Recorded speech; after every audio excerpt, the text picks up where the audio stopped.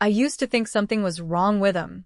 That maybe if I talked less, smiled more, tried harder, he'd love me.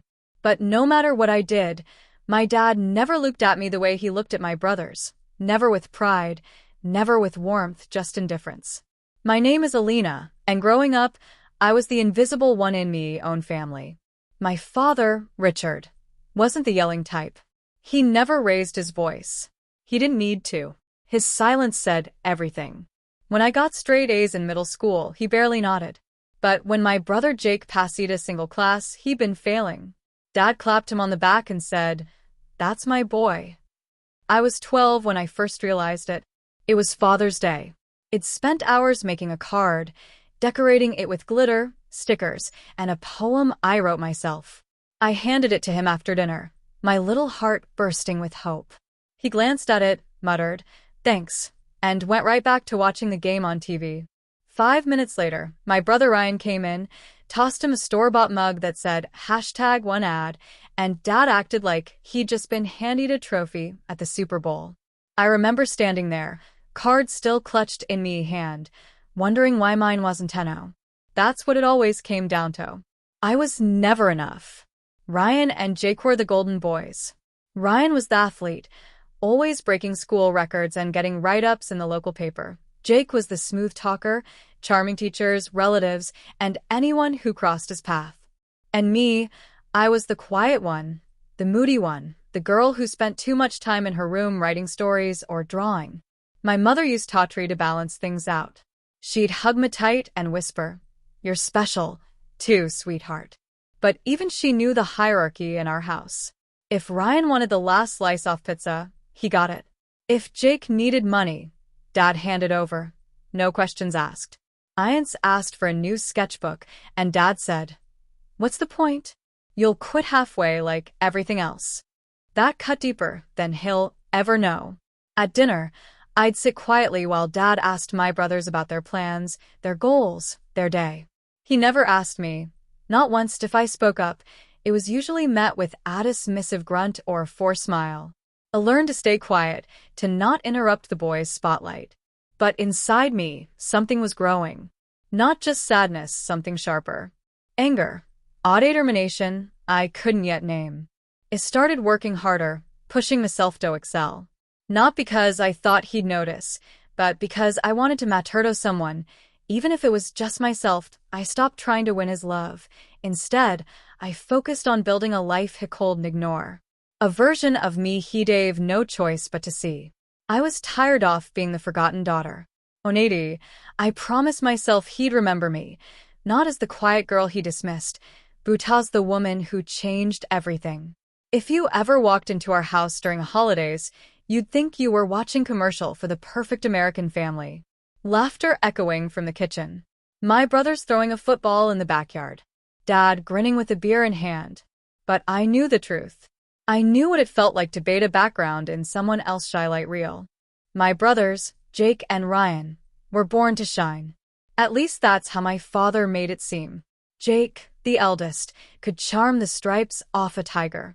He was the guy who never studied, but somehow still passed with a wink and a smirk. Dad adored him.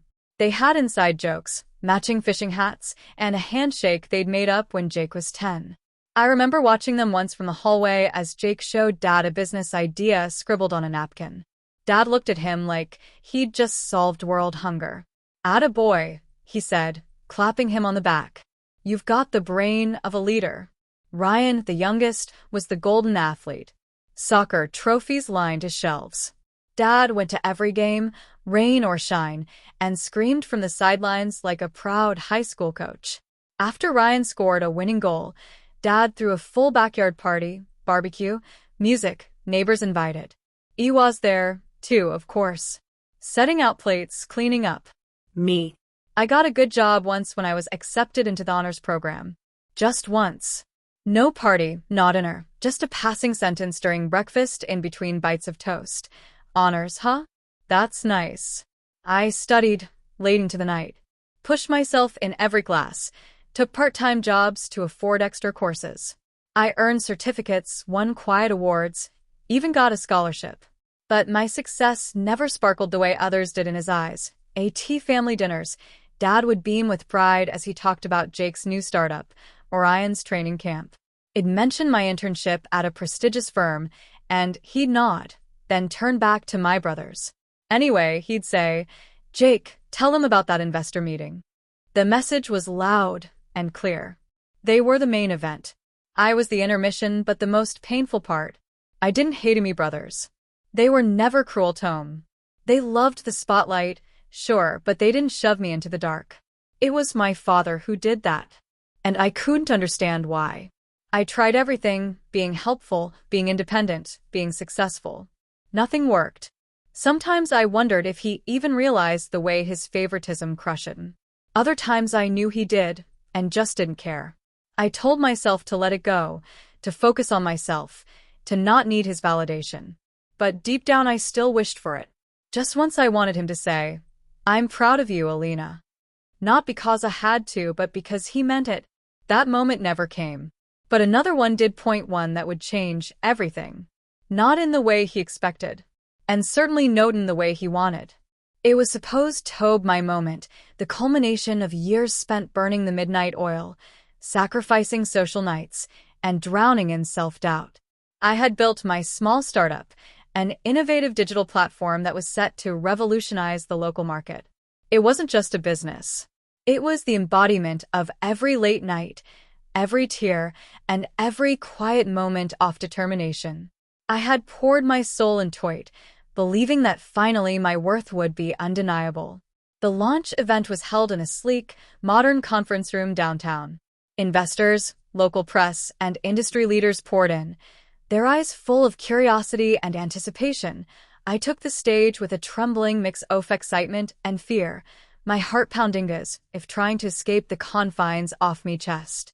I began to speak about my vision, the countless hurdles overcome, and the promise of a brighter future that my platform represented. The room was silent, hanging on to every word I uttered.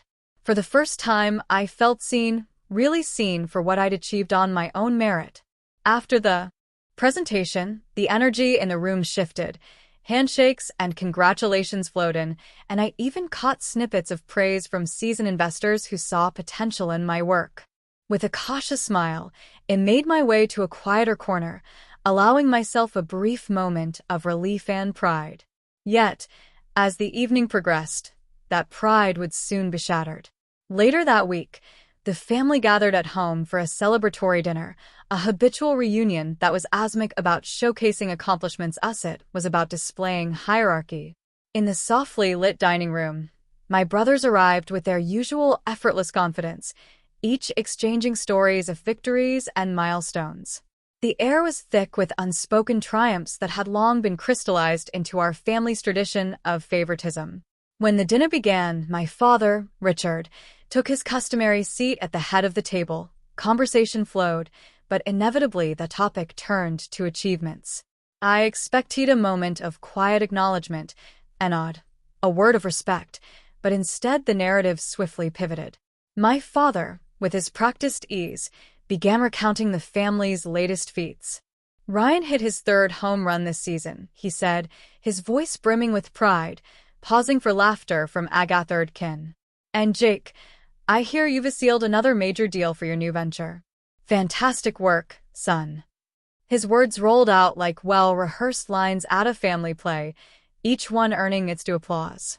I cleared my throat, attempting to insert my voice into the conversation. "I've just launched my own venture," I began hopeful. But before I could elaborate, my father interjected with a dismissive gesture. Yes, we know you're busy, dear," he said lightly, almost as if he were referring to an insignificant chore. The room fell into a brief, awkward lull. A few nods were exchanged, but no one picked up on me intended pitch of triumph. That brief dismissal, that cold interruption, sent a shock through me. I remembered the countless times I had announced my small victories only to have them reduced to background noise, overshadowed by the loud accolades of my brothers. In that moment, the weight of every ignored effort, every snub compliment, and every unspoken disregard crashed down like a tidal wave. The seeds of change had been sown. Sitting there, Amidst the clamor-off celebration for my brothers, I felt a fierce, burning clarity. I realized that no matter how far I climbed or how many milestones I reached, I would never be acknowledged by the person whose approval I had craved for so long. It was in that heart-shattering instant that I understood I could no longer play the quiet part in this tragic family drama. I would build a life so brilliant, so undeniable, that he could no longer dismiss me. And if he continued to stell me moments, then perhaps he'd finally face the consequences of his endless favoritism. After that dinner, something inside me shut down. Not out of anger, but clarity. I stopped trying. Not in the sense of giving up, but in the sense of no longer seeking approval that would never come. I didn't argue, didn't explain, didn't ask to be heard anymore. I simply went quiet. I started spending less time at family gatherings and more time in silence. Just me and my goals. I moved out of the city, rented a modest but quiet apartment on the edge of town, and dug into my work like it was oxygen. The startup that I had launched, barely noticed by my own family, was now my world. It didn't pay much at first. I had weeks where dinner was just toast and instant coffee. I had to take freelance projects on the side to stay afloat. There were nights I cried quietly under my desk, questioning if I was even built for this. But for every doubt, there was a flicker of determination. I had no one clapping for me, no one cheering me on, but I was finally building for myself. I learned to fix bugs, write pitches, handle rejections, and chase clients with a kind of hunger only someone used to being overlooked could ever understand. Some nights, I would scroll through social media and see photos of Jake at business conferences with Dad by his side, or Ryan holding yet another trophy with a caption about making the family proud. I'd feel that familiar sting like a wound reopening. But I didn't let it stop me. Instead, I'd take a deep breath, close the app, and get back to work. My success wouldn't come from applause. It would come from perseverance. I grew in silence. No fancy updates, no family newsletters, just long nights, stubborn effort, and the occasional client saying, "You are the only one who actually listened to what we needed." Those words felt better than anything my father could have said because they were real. After a year, the company started gaining traction. Our user base grew. A niche investor found potential in what we were doing and poured in seed money. I finally hired a small team, people who, like me, knew what it felt like to be underestimated. Together, we built something incredible. Still, I stayed quiet. I didn't send out the usual holiday emails. I didn't show up at family events with success stories to toss around like confetti. I let them assume I was the same girl in the background, living small. That's how I wanted it. But within me, everything was changing. My posture shifted. My voice got firmer. I wasn't afraid to take up space anymore. I didn't need their validation. I had found something better. I had found me. For the first time in my life, I made decisions without second-guessing. I bought my first car on my own. I signed the Leasito, a sleek office space with floor-to-ceiling windows. And I did it without needing someone to tell me, "Good job." I became the woman I had once only dreamed of becoming. The one my younger self thought she had to become for them, but now I was doing it for me. And in all that silence, I was building something far more powerful than a career. I was building freedom. I still remember the first time I walked past a mirror and didn't flinch. My reflection didn't look like the forgotten daughter anymore. She looked like someone who had clawed her way out of invisibility and created a life of her own design. And it wasn't loud or flashy. It was quiet strength, the kind that doesn't beg to be seen, but can't be ignored. And soon they wouldn't be able to ignore me either.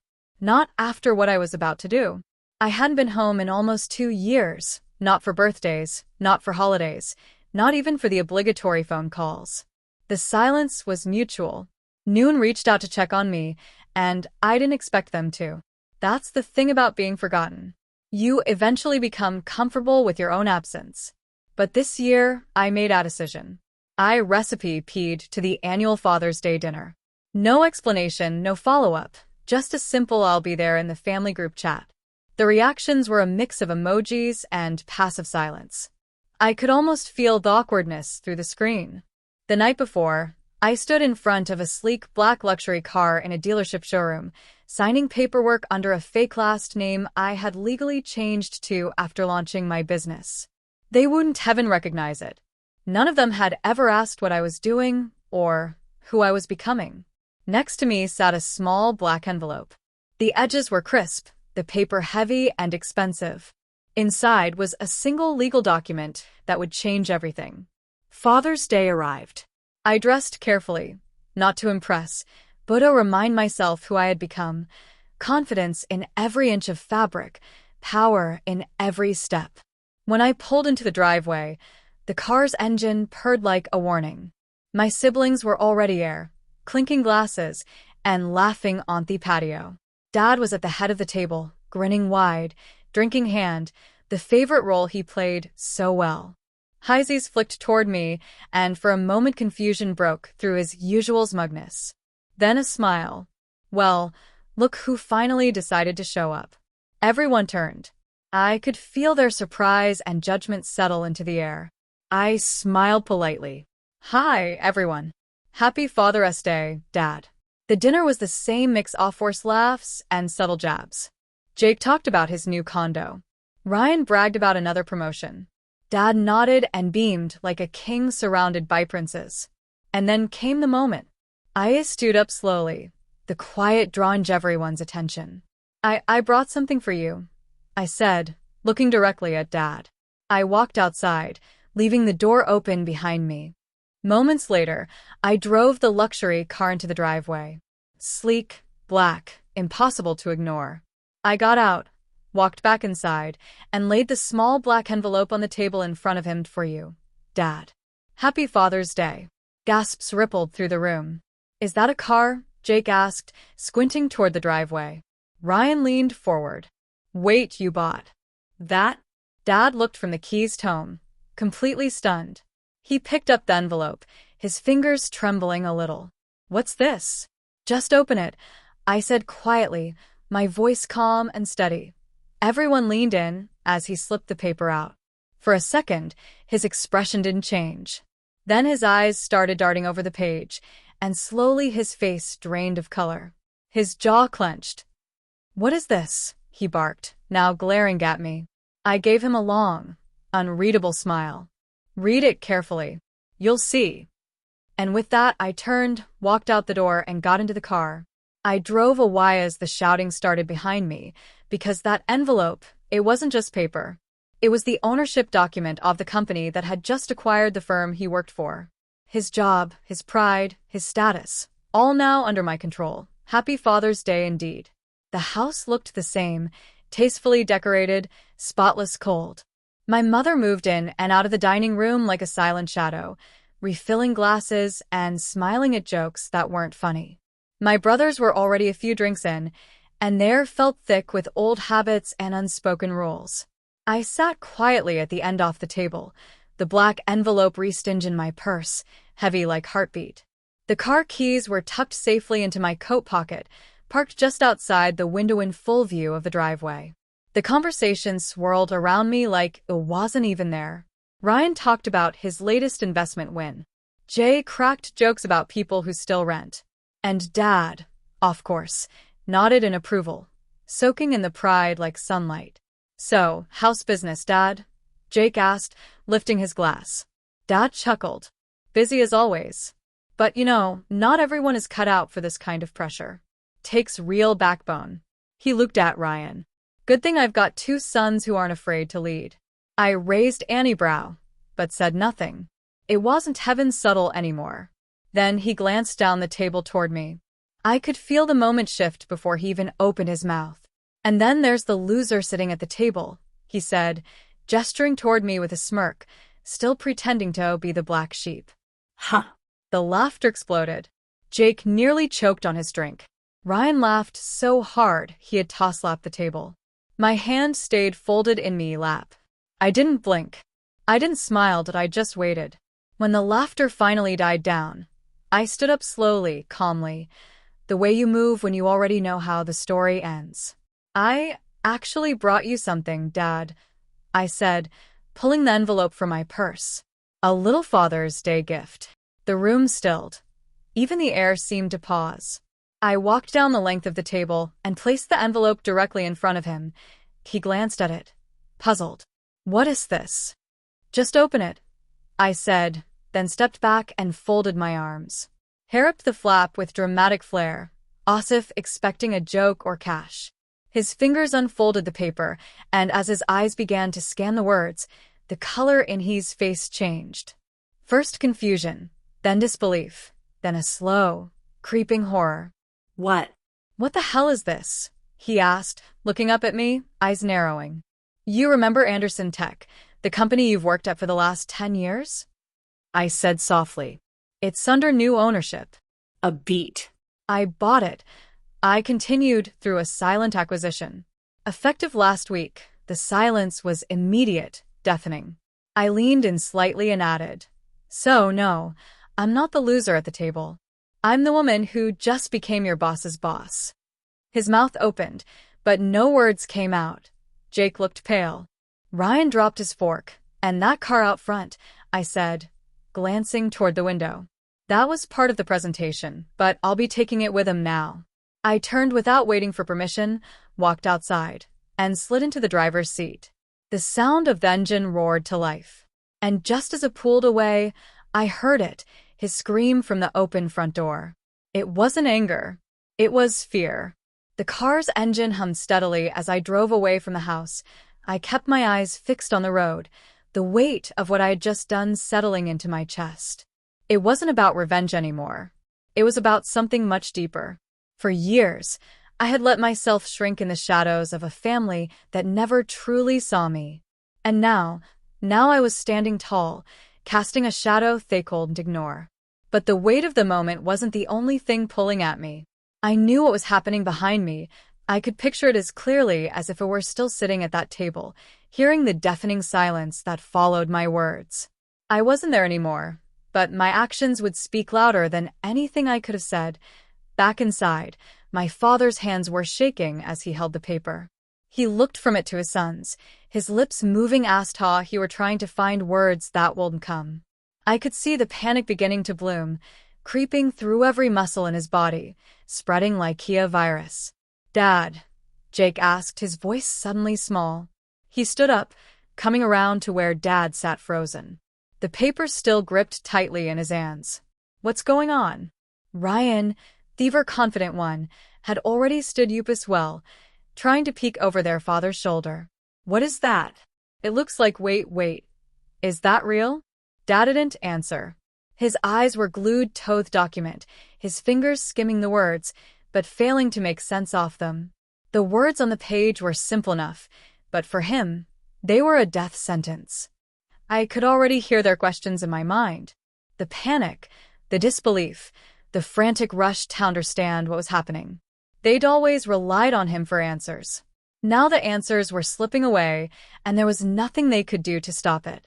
Finally, Jake couldn't take the silence anymore. "Dad, what does it say? What's going on?" Dad looked up, his face pale, his mouth opening and closing like he couldn't catch his breath. "It saw transfer of property," he muttered, his voice weak. "A reversal of assets. All off it. The company, the house, my shares." The panic in his voice was palpable. His sons froze. Ryan blinked in disbelief. "Wait, you're telling me this? This document means she owns everything." The realization hit them like a slap. The silence deepened, but this time it wasn't awkward. It was suffocating. My father had always been the pillar, the one everyone turned to for stability, but now he was the one on his knees, his empire crumbling before his eyes. His sons had no idea how to process it. Jake staggered back from the table, his face going red. How could she do this? He hissed, his voice rising in anger. She's nothing, that we're the ones who worked for this. How could she? Dad held up a shaking hand, his mind still trying to catch up with the magnitude of what had just happened. She's not nothing, he said, his voice cracking. She's everything. Ryan's eyebrows furrowed, his earlier cockiness replaced with uncertainty. "What do you mean, Dad? What's going on? How could she?" "She owns it all," Dad said, his voice barely a whisper. "She owns the company. She owns the house. Everything. Everything I've worked for, it's hers now. The words hung in the air like a death sentence. The sons who had once worshipped their father, who had seen him as the king of their world, were now faced with a reality they could hardly comprehend. They hadn't even considered her as a contender. To them, I was the shadow, the forgotten one, Theon who wasn't enough. But now I was the one who held the power. I don't understand, Jake said, his voice shaking now. How could she? When did this happen? Why didn't we know? Dad finally looked up, his face etched with defeat. She didn't want you to know. She didn't need to tell you. She doesn't need us.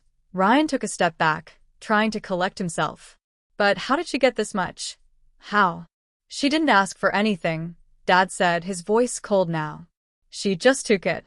The room was frozen in disbelief, the wake of the betrayal of my quiet, calculated rise settling over them all. For the first time in their lives, my brothers were forced to confront the reality they had been so blind to for years.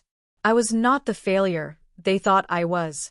I was the one who had worked silently without the applause, without the validation. And now everything they depended on was mine. My father let out a long, ragged sigh. She's smarter than I gave her credit for, he muttered, his voice barely audible. And I'll never be able to take that back. The fear, the panic, it was all there, written on their faces. But for me, it was the start of something new, the start of me taking my place in the world. Not as the forgotten daughter, but as the woman who had finally earned her right to be seen. I didn't look back as I walked away from that house. The weight that had been holding me down for so long, the constant need to prove myself, the hunger for approval that would never come, finally lifted. I had made it, not because they'd recognized, but because I had recognized myself. The phone buzzed with messages. The family was scrambling, trying to figure out what I had done, why I had left so suddenly, and what that paper meant. I knew they would be in shock, especially me father. But I didn't care. I had already taken what I needed from them, the power to stand on my own, to walk away from everything I had once thought I needed. I wasn't the girl they always ignored. I wasn't the daughter they thought they could control or dismiss. I was my own person now, free from the chains of their expectations. As the evening went on, I knew they were probably still sitting there, staring at hat paper, trying to comprehend the magnitude of it. My father, who had always dismissed my efforts, would now understand what I was capable of. But it would be too late. All those years of neglect, of treating me as second best, had finally caught up with him. The house would never be the same. The balance of power had shifted, and I was no longer the one they could manipulate or overlook. The siblings, who had always competed for his affection, who had never seen me as a true equal, would finally understand that I wasn't just a side player in their world. I didn't need their approval. I didn't need their love or their recognition. I had created a life for myself that didn't depend on them. I was successful, independent, and finally at peace. And when I looked at myself in the mirror, I saw someone who had fought for her place in the world, someone who didn't need to look back to know she had won. The door was closed. I had walked out, but I had also walked into my own future. One that was all mine, all for you.